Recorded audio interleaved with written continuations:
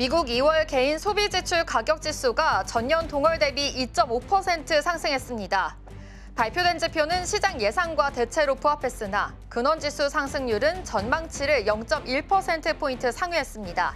연준은 2025년 연말 PCE 상승률을 2.7%로 전망하며 인플레이션 추가 진전이 없을 것으로 예상했습니다. 트럼프 대통령이 상호 관세와 관련해 발표 이후에만 협상이 가능하다고 밝혔습니다. 그는 미국이 오랫동안 이용당했다며 협상을 통해 이익을 얻을 수만 있다면 열려 있다고 설명했습니다. 상호 관세는 미국산 제품에 부과되는 관세와 동일한 수준을 적용하는 것으로 대미 무역 흑자가 높은 국가들이 주요 대상이 될 전망입니다. 미 행정부의 관세 정책 불확실성 속에 국제 금값이 또 최고치를 경신했습니다. 금 선물도 이날 종가 기준 최고치 기록을 다시 세웠습니다. 트럼프 행정부가 지난 26일 자동차 관세 25% 발표에 이어서 오는 4월 2일에 상호 관세 발표를 예고한 가운데 안전자산 선호 심리가 강화된 것으로 풀이됩니다.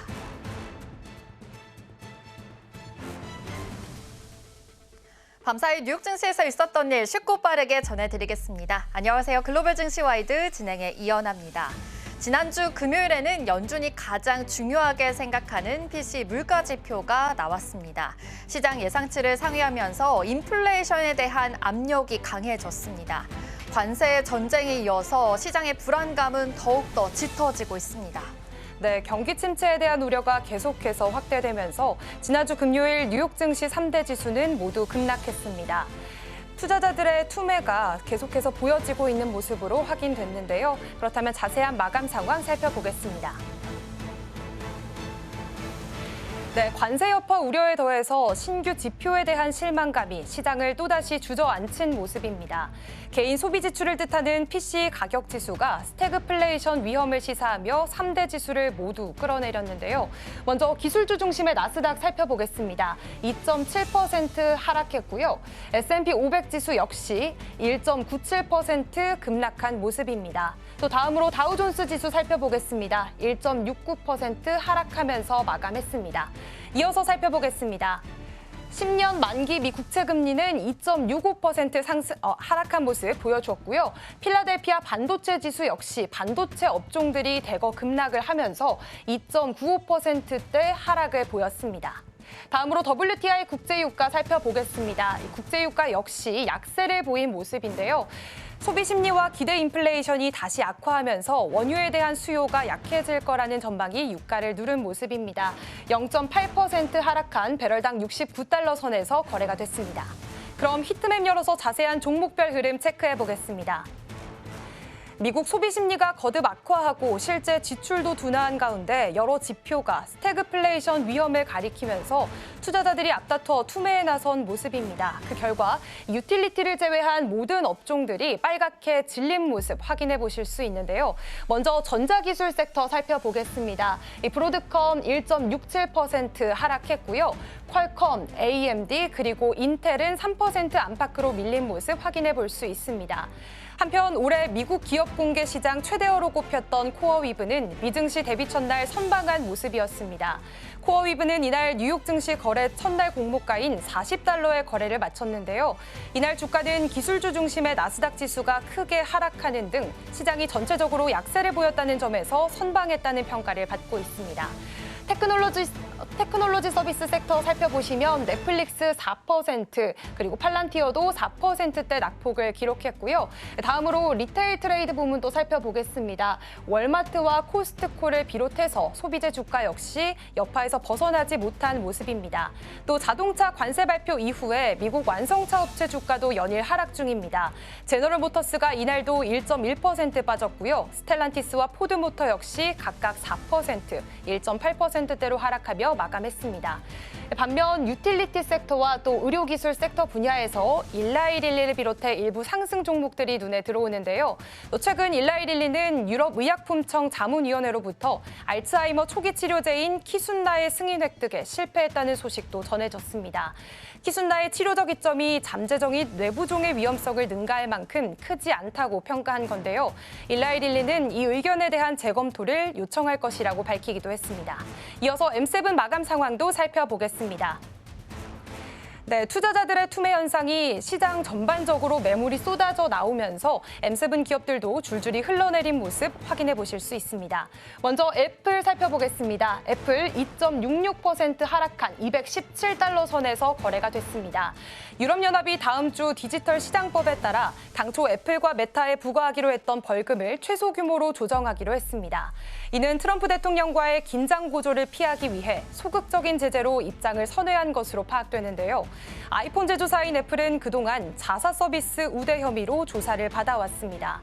유럽연합은 그간 앱 개발자들이 자사 플랫폼 외부로 소비자들을 보내는 것을 막았는지, 할인을 제한했는지 등과 관련해 조사를 해왔는데요. 현재 법조계 소식통에 따르면 애플은 벌금을 부과받고 앱스토어 규정을 수정하라는 명령을 받을 것으로 예상됩니다. 다음은 엔비디아 살펴보겠습니다. 엔비디아도 역시 1.58% 하락한 모습 보여줬습니다. 젠슨 황이 한마디만 해도 불같이 치솟았던 엔비디아의 주가에 급브레이크가 걸린 모습입니다. 엔비디아 주가는 올해 들어 20% 가까이 떨어졌는데요. M7 기업 중에서는 같은 기간 30% 폭락한 테슬라 다음으로 낙폭이 큰 기업이기도 합니다. 엔비디아의 최대 연례 행사인 GTC의 열기도 현재는 찾아볼 수 없습니다. 알리바바 회장의 미국 AI 투자 버블론 언급과 딥시크의 성장, 또 중국 정부의 H20칩 규제로 인해 엔비디아에 대한 시장의 우려가 단기간에 해소되기는 어렵다는 분석도 나오고 있는데요. 이 점 참고하셔서 앞으로의 투자 전략 세워보시는 게 좋겠습니다. 네, 마이크로소프트는 3%대 큰 낙폭 기록했고요. 아마존닷컴 역시 4%대 큰 낙폭 기록하면서 마감했습니다. 다음으로 넘어가겠습니다.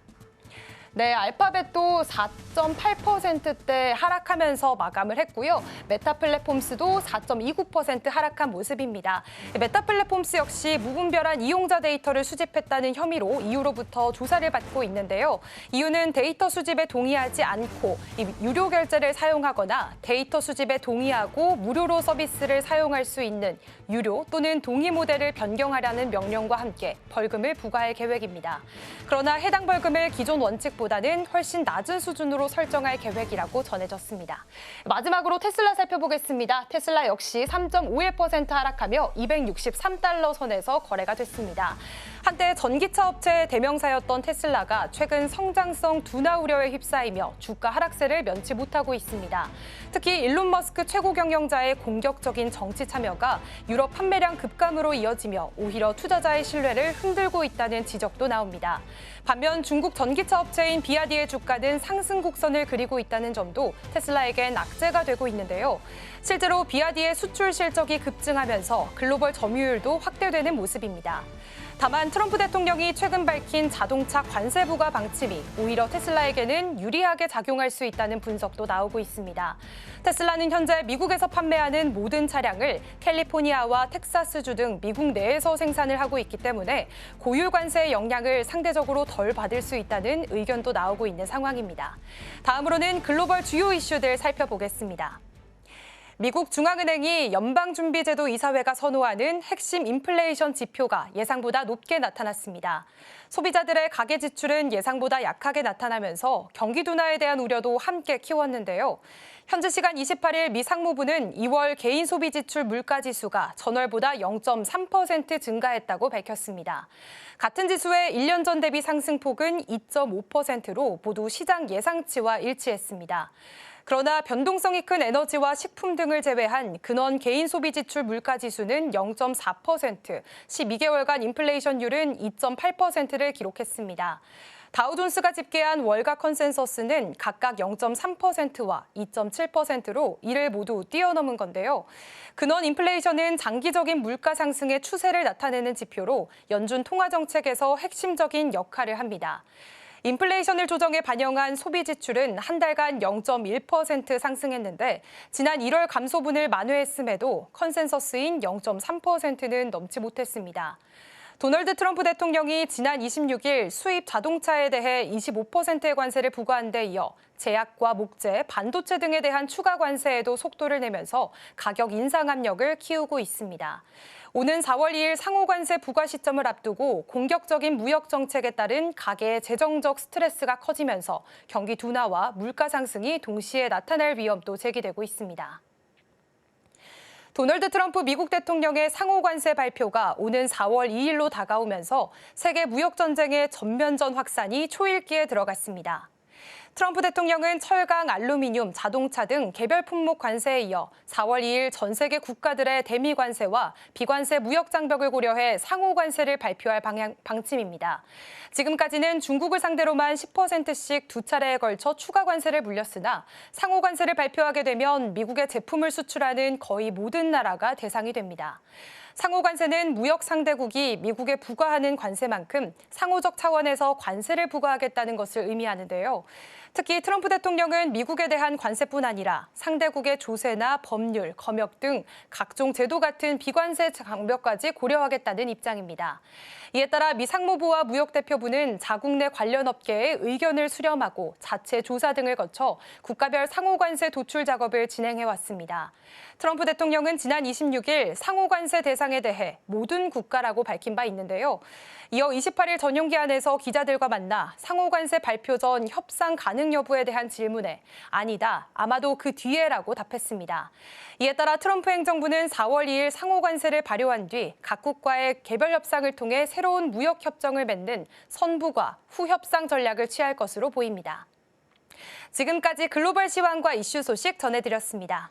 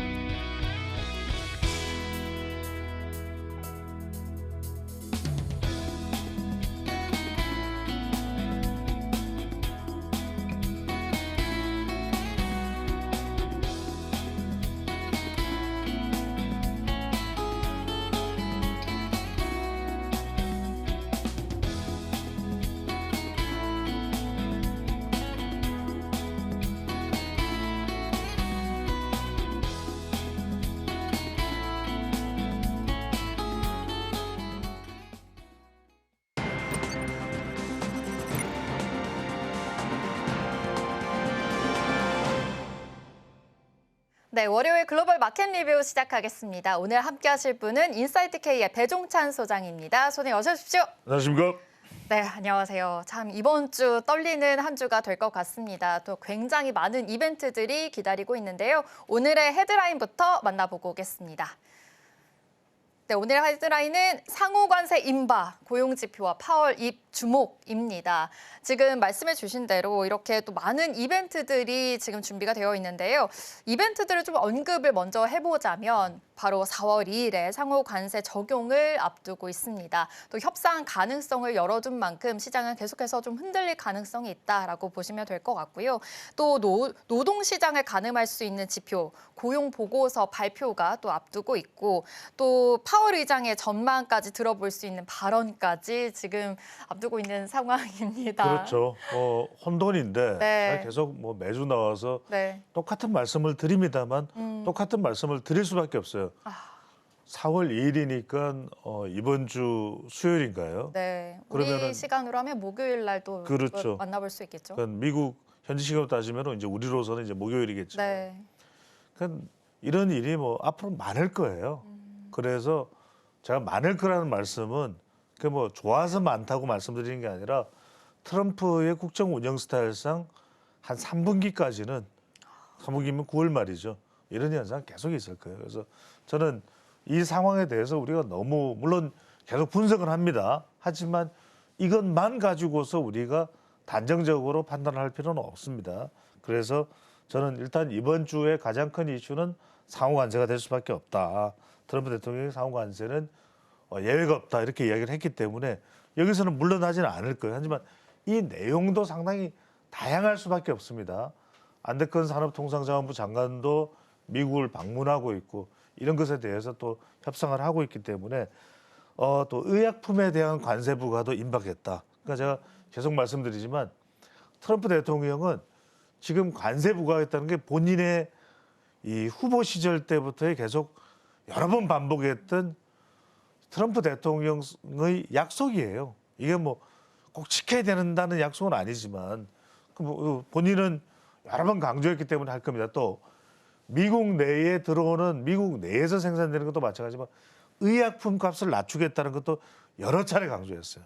그러니까 비싼 의약품 가격으로는 미국 내에서는 버틸 수가 없습니다. 이것도 이제 관세 발표 이후에 또 다시 또 올 수 있는 초래될 수 있는 것이 바로 의약품과 관련된 부분이고 그래서 브렛 라이언 도이체방크 미국 담당 수석 그러니까 미국에 적을 두고 있지 않은 이 독일 은행이 하는 이야기가 이거예요.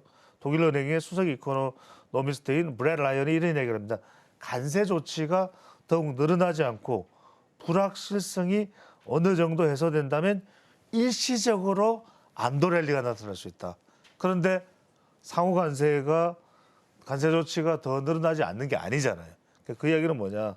그래서 큰 틀에서는 관세를 낮추지 않는 이상 부정적이기 때문에 이 매도세가 계속 뒤따를 수밖에 없어. 앞서 우리 코너에서도 뉴욕 증시 계속 붉은 색깔이죠. 네. 내려간 그 모습을 보여줬는데 이 가벨리 펀드의 공동 최고 투자 책임자는 이런 얘기를 합니다. 관세에 대해서 비교적 면역이 있는 회사이거나 워싱턴에서 나오는 일부 뉴스에 과도하게 반응하는 회사를 찾으려고 노력하고 있다. 이 이야기는 뭐냐? 자, 미국으로 들어오는 차량에 대해서 관세를 매기지만 미국 브랜드인 GM이나 포드도 주가가 내려가고 있죠. 그게 왜냐? 이 회사들도 멕시코에서 생산해서 미국으로 들여오거든요. 그러니까 GM은 뭡니까? GM은 바로 우리나라네요. 우리나라에서 생산해서 부평에서 생산해서 미국으로 수입하잖아요. 그러니까 이게 관세를 매기게 되면은 미국 자동차 브랜드들도 주가가 내려간다. 이런 이야기가 나오는데 자 일단 고용지표입니다. 고용지표도 썩 좋지는 않아요. 이게 그래서 S 이야기가 나오는 겁니다. 스태그플레이션 이야기가 나오는 것이 지금 4일에 이제 발표가 나올 텐데 일단 예상치는 뭐냐면은 그렇게 해서 고용이 많이 늘어났을 것 같지 않다. 비농업 분야. 그러면 조금 경기 둔화이냐. 고용이 안 되니까. 그래서 이제 4일에 중요한 것이 이번 주 4일입니다, 여러분들. 파월 연준 의장이 경제 전망, economic outlook 주제로 발언을 합니다. 이걸 여러분들이 주목하셔야 돼요. 그러니까 5일날 서울경제 TV를 여러분들이 주목을 하셔야 되겠죠. 네. 그래서 뭐 이제 토요일이니까 아마 다음 주 월요일 제가 분석을 해드려야 될 것 같은데 지금 일단 이걸 지표를 보시면 선을 잘 보시면 돼요. 이게 어떤 거냐면 좀 등락의 흐름이 있으면 뭔가가 이슈가 있는 거예요. 근데 이렇게 쫙쫙 빠지는 거는 속절없이 빠지는 거예요. 대책이 없다. 지금으로서는 어떤 이슈도 막을 수가 없다. 이렇게.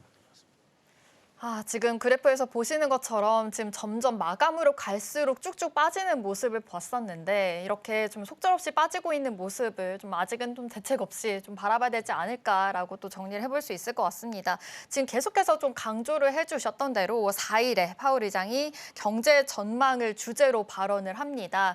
다음 주 월요일에 또 소장님께서 또 한 번 또 언급을 해주시겠지만 이러한 상황들, 이벤트들을 좀 주목하면서 이번 주 관망세로 지켜보셔야 할 것 같습니다.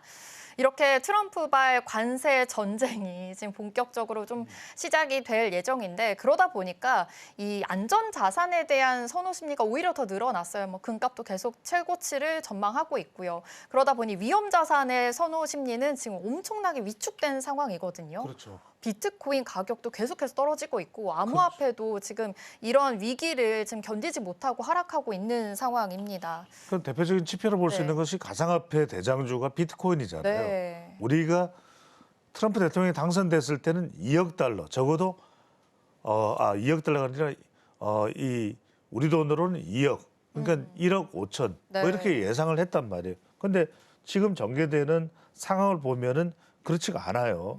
지금 가상화폐 대장주인 비트코인도 하락을 하고 있고 또 미국 가상화폐 거래소 코인베이스에 따르면은 지금 비트코인 한 개당 가격이 84,168달러. 네. 그러니까 전날 87,000달러에서 거래되던 가격이 85,000 밑으로 내려와 버린 거예요. 그게 내려갔죠.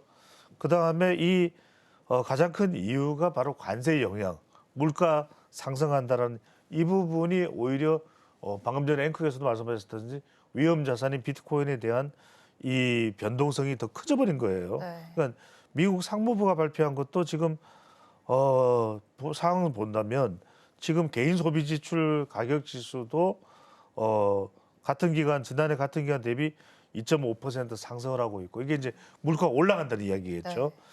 자, 관세 정책이 물가를 상승시킨다는 전망이 이제 나오고 있는 상황에서 이게 가상화폐에 직격탄 영향을 가장 크게 주고 있다 이렇게 볼 수밖에 없고 일단 금리가 좀 내려가면 비트코인이 올라가는 현상이 나타나잖아요. 그런데 지금은 이제 올해 두 번으로 예정돼 있는 금리 인하도 언제쯤이 될지 모른다. 지금 상황에서 인플레이션 우려가 있는 상황에서 금리를 무턱대고 내릴 수도 없는 것이거든요. 그러니까 이런 상황이다 보니까 계속해서 안전자산인 국제 금값은 올라가는데 비트코인은 내리막길이다. 자, 이렇게 표를 보시면 제가 일부러 5년표를 가지고 왔어요. 근데 분명히 우리가 5년 동안의 투자를 생각하면 올라갔어요. 네. 그러니까 투자의 어떤 우상향 곡선은 변함이 없습니다. 하지만 한참 많이 올랐던 당선 이후를 보십시오. 당선 이후와 비교를 하면 뚝 하고 내려갔죠. 오히려 올라가는 곡선이 그려지지 않고 있는 가장 큰 이유는 바로 상호 관세가 가장 큰 이유가 되고 있다라고 말씀드릴 수가 있겠습니다. 네, 장기적으로 봤을 때는 그래도 좀 우상향이지만 지금 이 순간에는 굉장히 또 계속 지지부진한 흐름을 이어가고 있다라는 점을 확인할 수가 있었는데요. 오늘도 지금 81,000달러 선을 지금 지나가고 있어요. 그러니까요. 네. 그리고 계속해서 지금 떨어지고 있는 이 비트코인 암호화폐 시장이다라는 점 다시 한번 확인해 보시면 좋을 것 같은데요. 지금 말씀해 주신 대로 인플레이션에 대한 우려, 지금 경기 침체가 계속해서 드리워지고 있는 거잖아요. 그렇죠. 지난주 금요일에는 또 연준이 가장 중요하게 생각하는 PC 물가 지표가 나왔습니다. 가격 지수는 올라갔고 또 소비 지출의 증가율은 그대로 또 머물렀거든요. 그러다 보니 뭐 소비자 심리 지수도 지금 최저치를 지금 찍었다고 해요. 이게 중요한 거예요. 소비 심리가 위축되는 거예요. 미국 소비자들의 주머니에서 이제 돈이 네. 나오기가 힘들어지는 상황이 되는 겁니다. 그러다 보니까 모든 투자가 이제 위축될 수밖에 없는 거죠. 자, 인플레이션을 조정하는 실질 소비자 지출은 0.1%가 증가를 했다. 자, 물가는 올라가요. 그런데 소비는 둔화돼요. 이게 뭡니까? 스태그플레이션이죠. S 공포가 오는군요. S의 공포죠. R의 공포. 리세션이 아닌 겁니다. 네. 그러니까 시장 예측치를 밑도는 지금 소비 증가 보이기 때문에 4년 만에 가장 적은 증가 보이거든요. 그러니까 모건 스탠리의 웨스트 매니지먼트의 수석 경제 전략가 자주 이렇게 코멘트가 나오는 사람이죠. 앨런 젠트너가 이런 이야기를 합니다. 여전히 관망이다. 불안한 거죠. 변동성이 있으니까 이 관세 부분이 안정이 안 되는 겁니다. 그런데 거듭 말씀드렸습니다만 트럼프의 스타일상 이 트럼프 트레이드로 보면은 당장 이 부분은 해소가 되지 않을 겁니다. 그러니까 소비자 기대 지수가 3월 달에 52.6%, 여러분들 전월 대비 17.8%, 전년 동기 대비해서는 32%가 내려왔어요. 그러니까 이게 뭐냐? 네. 소비자 기대 지수가 내려먹었다는 거예요. 이게 바로 미시간대 소비자 심리 지수인데 조한 슈 디렉터가 이런 이야기를 합니다. 경제정책 전개가 진행된 건데 소비자들은 향후 잠재적으로 다가올 수 있는 고통을 우려하고 있다. 이런 상황은 여러분들 당분간 좀 지속될 수밖에 없다는 차원에서 투자의 기준을 또 선택을 할 필요가 있을 것으로 봅니다. 네, 이렇게 지금 계속해서 내려가고 있고 소비자 심리 지수가 지금 최저치를 찍었다라고 말씀해 주셨는데 2022년 9월 이후로 정말 최저치라고 하거든요. 그렇습니다. 계속해서 좀 경기 둔화에 대한 우려가 커지고 있는 상황이다라는 점 다시 한번 파악해 보시면 좋을 것 같습니다. 그래도 이 와중에 AI 관련된 종목 중에는 그래도 좀 선전하는 분야는 있다라는 이야기가 나왔어요. 그렇죠. 제가 말씀드리고 싶은 네. 것은 데이터 센터와 관련된 부분은 지난주에도 말씀을 드렸고 데이터 센터와 관련된 부분은 여러분들이 주목을 하실 필요가 있는 것이 이 분야는 계속 키워나갈 수밖에 없어요.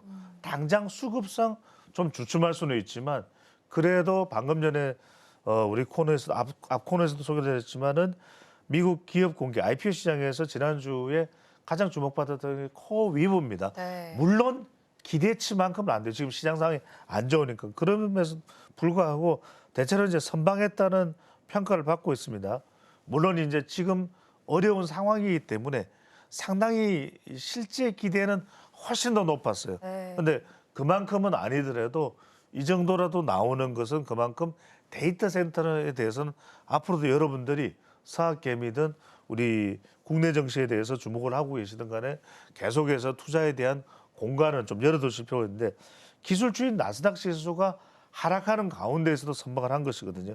이제 코어위브가 엔비디아와 일단 연결돼 있어요. 그러니까 빅7에 포함이 되는 M7에 포함이 되는 엔비디아는 좀 주춤주춤할 수는 있다 하더라도 그것과 연관된 특히 데이터 센터 관련된 부분은 계속해서 좋다라는 상황. 좀 우리가 긍정적으로 기대를 해볼 수 있는 부분인데 이 코어위브도 엔비디아의 AI 칩을 이용한 대규모 데이터 센터를 임대하는 사업을 하고 있어요.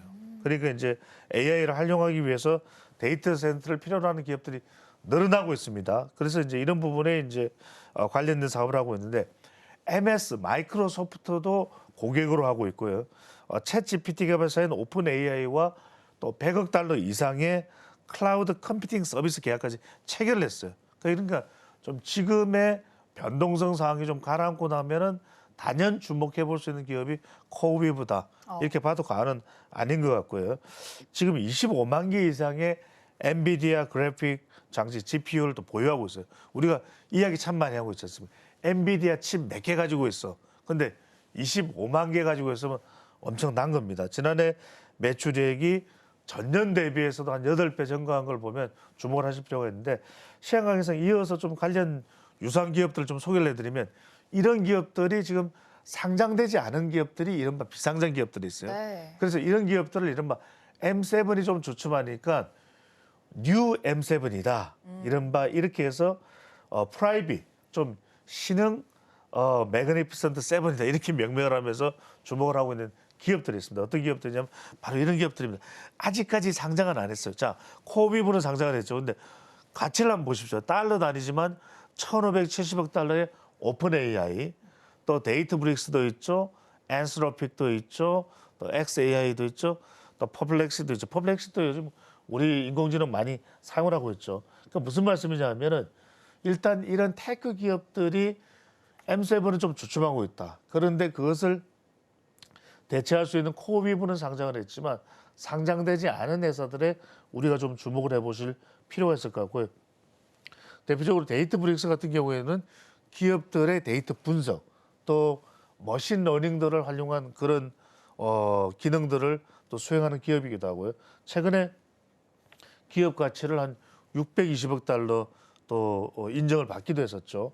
또 하나가 이제 하나 추가로 소개해드리면 알렉산더 왕이 최고 경영자인 기업이 바로 AI 스타트 기업이 스케일 AI입니다. 스케일 AI도 저기 138억 달러 가치가 있다고 나오는데 뭐 국방부하고도 수백만 달러 계약을 하고 있기 때문에 이들 기업의 앞으로 좀 가능성이 상당히 열려 있다.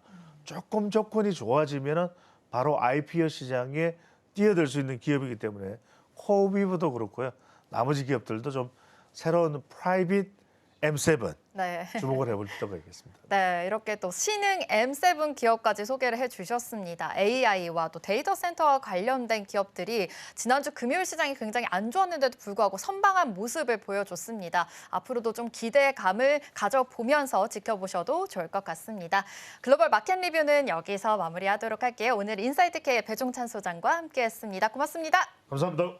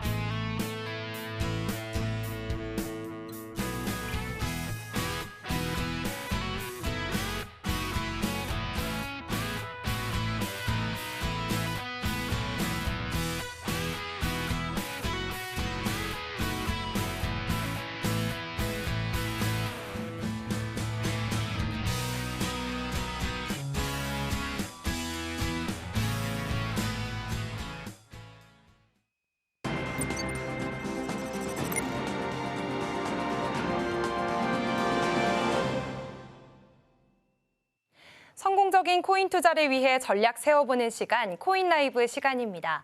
먼저 3대 암호화폐 시장부터 살펴보겠습니다. 네, 뉴욕에서는 이 스태그플레이션에 대한 우려가 커지면서 투자자들은 이 위험 자산보다는 안전 자산에 대해 좀 시선을 돌리고 있는 것으로 나타났는데요. 그래서 지난 주말에는 이 암호화폐 시장이 좀 급락을 하기도 했습니다. 먼저 비트코인부터 살펴보시면 비트코인 현재 0.07% 상승한 수준이지만 이 8만 7천 달러 선에서 거래가 됐던 지난주와는 다르게 현재는 8만 2천 달러 선에서 거래가 되고 있는 모습입니다. 또 이 비트코인 추가 매수를 암시하는 글을 스트래티지 CEO인 마이클 세일러가 올리게 되면서 또 이목을 끌고 있는 상황입니다. 다음으로는 이더리움 살펴보겠습니다. 이더리움은 이번 주에도 역시나 0.18% 빠지는 모습 확인해 볼 수 있는데요. 현재 1,817달러 선에서 거래가 되고 있습니다. 또 이더리움은 팩트라 업그레이드가 한 달 앞으로 다가왔습니다. 이번 개편을 통해서 과연 솔라나와의 UX 경쟁에서 좀 우위를 점할 수 있을지 이 점도 주목이 됩니다. 다음으로 XRP 살펴보겠습니다. XRP 현재 1.8% 상승하면서 2.1달러 선 겨우 지나가고 있는데요. 리플과 이 SEC 소송이 끝났음에도 불구하고 헤드앤숄더 패턴을 보이면서 계속해서 이 하락 패턴을 보이고 있는 XRP의 모습입니다. 일각에서는 이런 3달러 저항선을 계속해서 돌파하지 못하면 나중에는 추가 하락세가 이어질 수 있다라는 분석도 나오고 있는 전망입니다. 그렇다면 이어서 주요 알트코인 8가지 살펴보도록 하겠습니다. 네, 솔라나는 1.26% 상승해서 18만 8천 원 선에서 거래가 되고 있고요. 도지코인 0.12% 상승했습니다. 이 도지코인은 미국 플로리다주에서 열렸던 마이닝 디스럽트 행사에서 이 도지코인이 좀 화제가 됐습니다. 비트코인 중심의 채굴 행사였음에도 많은 채굴자들이 이 도지코인의 채굴에도 좀 관심을 보이는 그런 모습도 보였습니다. 다음으로 에이다 살펴보시면 에이다 0.3% 하락했고요. 체인링크는 0.4% 상승한 모습 보여주고 있습니다. 이어서 살펴보겠습니다. 네, 수익코인 오늘은 2.09% 상승해서 3,500원 선 지나가고 있고요. 아발란체는 2% 하락한 모습입니다. 아발란체는 블록체인 개발 플랫폼인 젤라토와 함께 기업 맞춤형 블록체인 확산을 위해서 협력했다는 소식도 들어와 있습니다.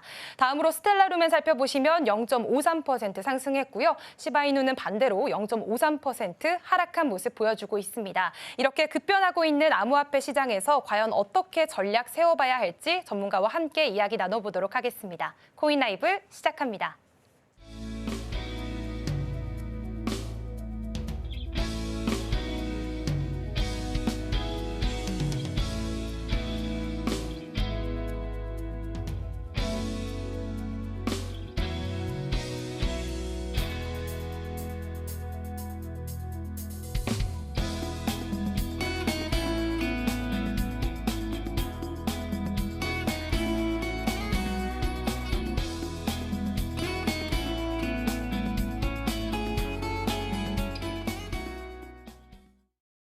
네, 코인 시장의 이슈 분석과 또 투자 전략까지 함께 세워보는 시간입니다. 오늘은 월요일이고요. 코인 오즈 파트너스의 장아주 코인 에듀케이터와 함께하겠습니다. 전문가님 안녕하세요. 네, 여러분 안녕하세요. 오늘도 여러분들과 함께 코인 이야기를 아주 쉽게 풀어나갈 장아주라고 합니다. 잘 부탁드립니다. 네, 오늘도 전문가님과 함께 본격적인 온체인 데이터 분석에 앞서서 지난주에 있었던 이슈를 하나 살펴보려고 하는데요. 지난주 금요일이었죠. 미국의 2월 근원 PC 물가 지수가 발표가 됐는데 전년 동월 대비해서 2.8%, 또 전월 대비해서 0.4% 상승을 하면서 시장 예상치를 웃도는 결과가 나왔습니다. 이 영향으로 비트코인은 하루 만에 4% 이상의 조정을 받기도 했는데요. 이렇게 최근 암호화폐 시장이 매크로 경제 지표에 좀 민감하게 반응하는 모습을 계속해서 보여주고 있습니다. 전문가님께서는 이번 PC 발표가 좀 어떻게 보고 계신가요? 지금 미증시나 우리 암호화폐 시장이 하락한 이유를 한 단어로 정리를 해보자면 성장 공포라고 보시면 되겠습니다. 네. 지금 근원 PC가 예상치를 상회하는 그런 결과가 나와주면서 아무래도 인플레이션에 대한 압력이 높아졌다라고 보시면 되겠고요. 물가는 높아졌는데 반면 소비자들이 실제적으로 느끼고 있는 이 체감 소비라고도 하는데 이 실질 소비는 도리어 둔화된 조짐을 보였어요. 특히나 1월의 소비 부진은 우리가 날씨 탓이라고 해석을 해줬지만 2월부터도 계속해서 소비세가 회복되지 않고 있다라고 시장은 해석을 해주고 있고요. 특히 그중에서도 외식 소비를 포함한 이 서비스 소비가 3년 만에 최저치를 기록을 했습니다. 네. 그러면서 2월도 계속해서 전반적으로 시장이 소비 위축 국면으로 접어들었다라고 보시면 되겠죠. 이렇게 성장 공포 국면에 있을 때는 아무래도 위험 자산보다는 안전 자산 선호 심리가 계속해서 높아지는 경향이 있어요. 그래서 지난주에 상호관세 이야기가 꾸준하게 나왔을 때도 금 가격이 사상 신고가를 돌파를 해주기도 했었죠. 그래서 시장이 지금 또 한 번 타격을 받았다라고 보시면 되겠고, 특히나 지금 연준이 굉장히 고민이 되는 부분들이 많을 것 같습니다.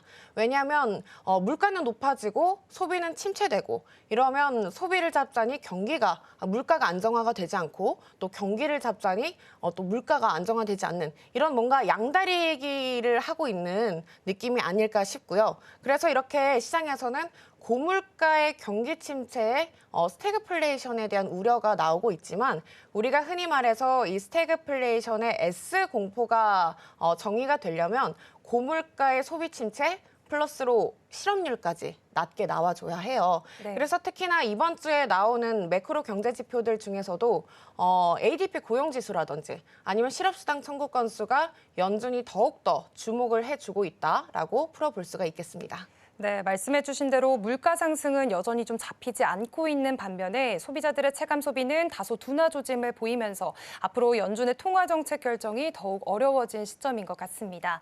앞으로 나올 주요 경제 지표도 저희와 함께 팔로우하면서 시장의 방향성에 대한 단서 찾아보도록 할 텐데요. 그럼 이제 본격적으로 좀 온체인 데이터 분석을 들어가기에 앞서서 지난 시간에는 저희가 큰 사이클 위주의 데이터들을 좀 살펴봤습니다. 오늘은 어떤 온체인 데이터 중심으로 살펴볼까요? 네, 오늘도 또 이 전쟁통 같은 우리 시장에서 네. 또 생존 전략이 될 만한 투자의 핵심 원칙을 하나 들고 왔는데 바로 이제 인내는 쓰고 열매는 달다라고도 하고 이제 결실은 달다를 들고 왔습니다. 네. 앵커님 혹시 우리 투자자들이 이 시장에 있어서 언제 기분이 제일 나쁜지 아실까요? 가격이 떨어졌을 때? 비슷한데 네. 줬다 뺏길 때. 줬다 뺏길 라고 때. 생각을 하거든요. 네.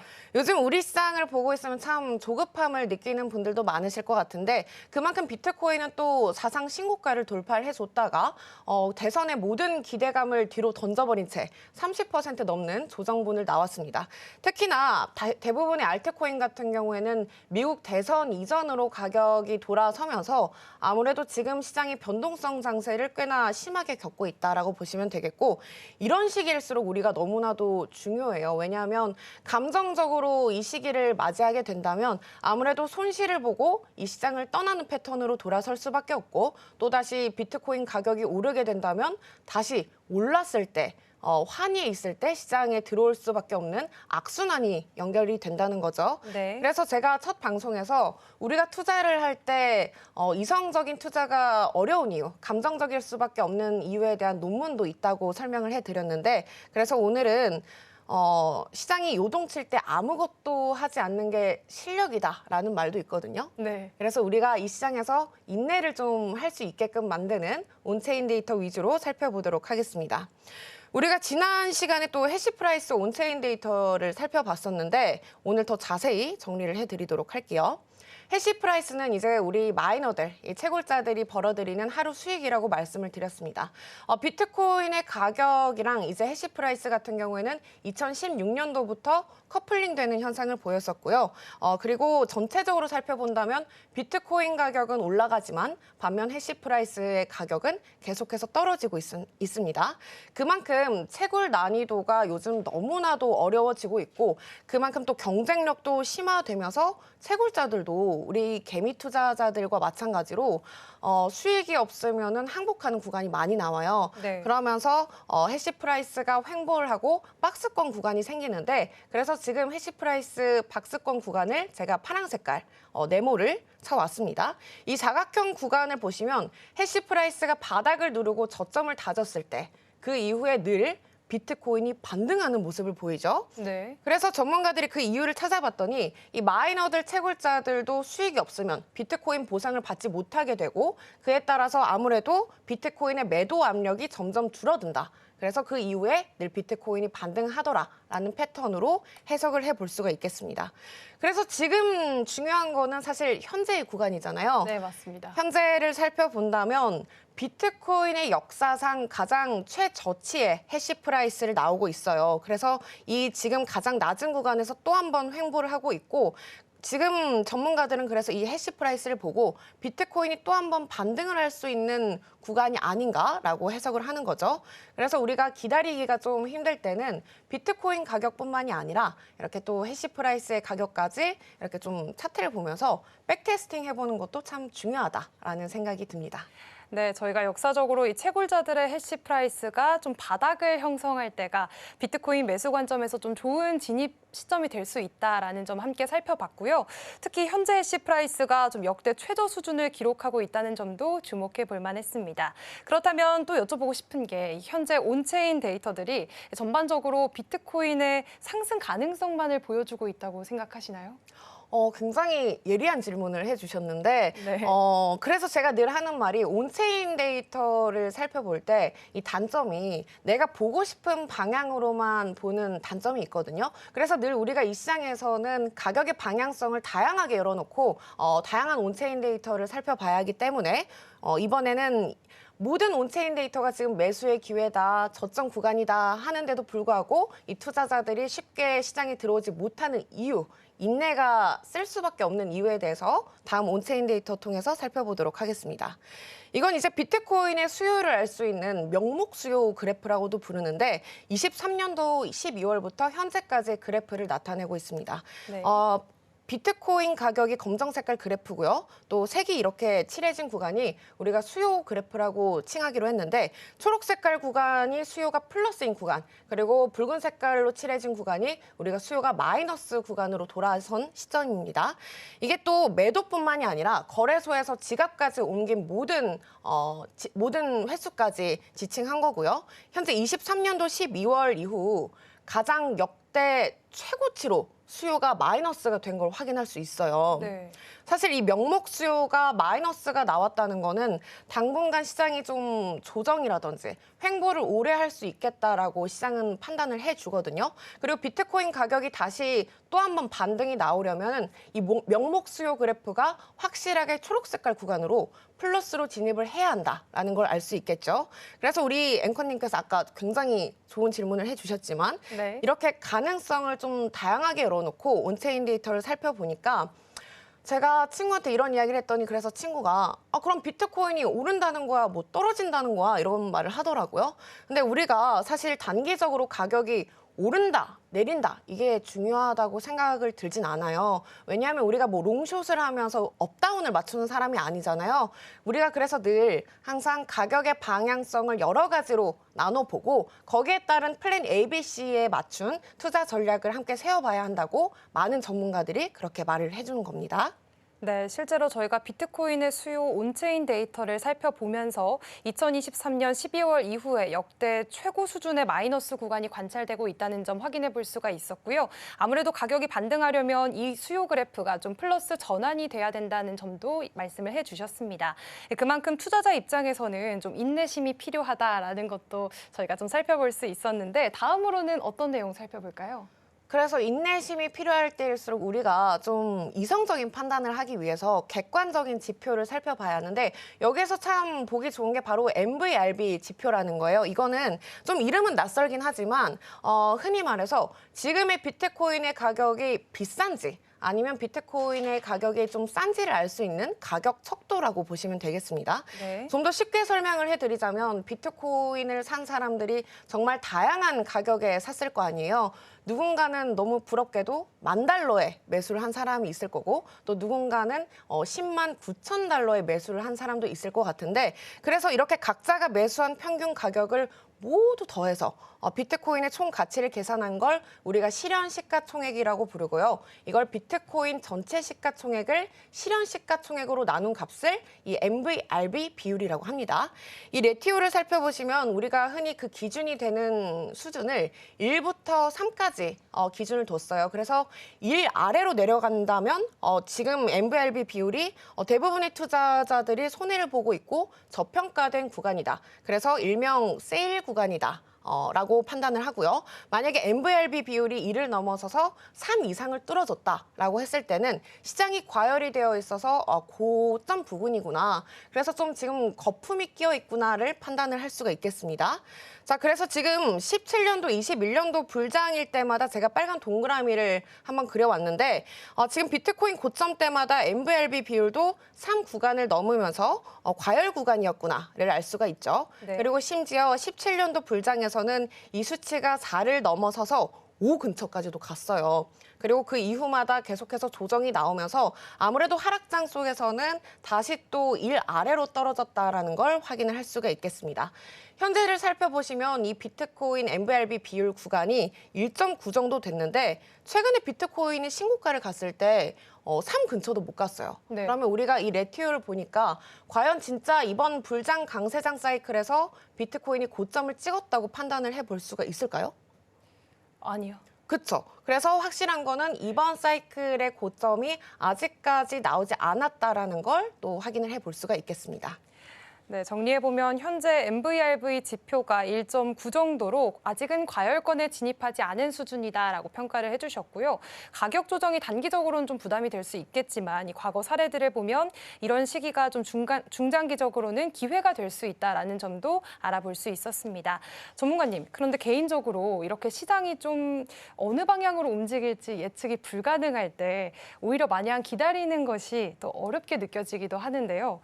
이런 상황에서 우리는 어떤 관점으로 좀 시장을 바라봐야 될까요? 그래서 우리가 늘 이 시장에서 자산 시장의 움직임을 들여다보면 많은 전문가들이 또 투자의 고수들이 기다림의 미학을 참 많이 이야기를 해요. 네. 그래서 정말 유명한 격언이긴 하지만 워렌 버핏이 했던 기다림의 미학이라는 격언 중에서도 이 주식 시장의 투자 시장에 있어서 참을성이 없는 사람의 돈을 참을성이 있는 사람에게 준다라는 말도 있잖아요. 네. 그래서 우리가 마냥 기다리기만 하기보다도 아는 게 또 힘이라고 하니까 우리가 이 시기일수록 더욱더 온체인 데이터를 통해서 그리고 최근에 이 비트코인 같은 경우에는 예전만 하더라도 좀 독자적인 자산군으로 구분이 됐었어요. 네. 하지만 최근만 하더라도 시장이 너무나도 커지고 ETF가 계속 꾸준히 유입이 되면서 시장이 다양하게 봐줘야 합니다. 예전에는 차트만 보는 사람, 뭐 이슈만 보는 사람이 있었다 하면 요새는 차트도 봐줘야 하고 이슈도 봐줘야 하고 온체인 데이터도 봐줘야 하고 또 심지어 뭐 미증시 나스닥과의 상관관계까지 계속해서 연결을 해줘야 하기 때문에 우리가 이 시장이 계속해서 더 복잡해짐에 따라서 그래서 매크로 경제 지표까지도 살펴줘야 한다라는 거예요. 그래서 단순히 비트코인이 막연하게 그래 언젠가 오르겠지 혹은 그래 뭐 떨어졌다 이렇게 확답하기보다도 저희와 공부를 하시면서 기다리시다 보면은 좀 더 달달한 열매와 결실을 함께 맺는 날이 오지 않을까 싶고 그래서 다음 이 시간에도 우리가 좀 거시적인 관점에서 살펴볼 수 있는 온체인 데이터를 위주로 단기 변동성에 휘둘리지 않을 만한 괜찮은 온체인 데이터 자료를 들고 와 보도록 하겠습니다. 네, 오늘 전문가님과 함께 여러 가지 온체인 데이터 분석을 또 해봤는데요. 이렇게 시장이 좀 방향성을 잡지 못하는 때일수록 이처럼 객관적인 온체인 데이터 분석을 통해서 자신만의 기준과 또 확신을 만드는 작업이 중요하다는 점을 또 다시 한번 느끼게 되는 시간이었습니다. 오늘도 좋은 말씀 감사합니다. 지금까지 오즈파트너스의 장하주 코인 에듀케이터와 함께했습니다.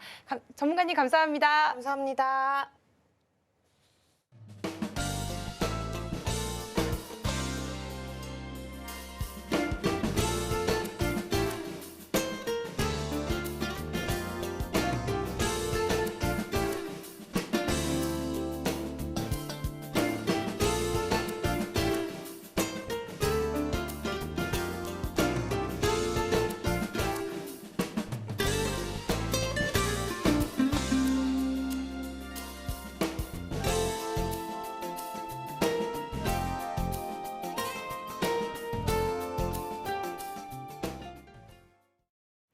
3월 31일 월요일 글로벌 증시와이드가 준비한 소식은 여기까지입니다. 본 방송에서 제공하는 정보는 투자 판단을 위한 조언일 뿐 해당 종목의 가치와 상승률은 보장하지 않습니다. 다음 이 시간에도 알찬 정보와 함께 찾아오도록 하겠습니다. 함께해 주신 여러분 고맙습니다.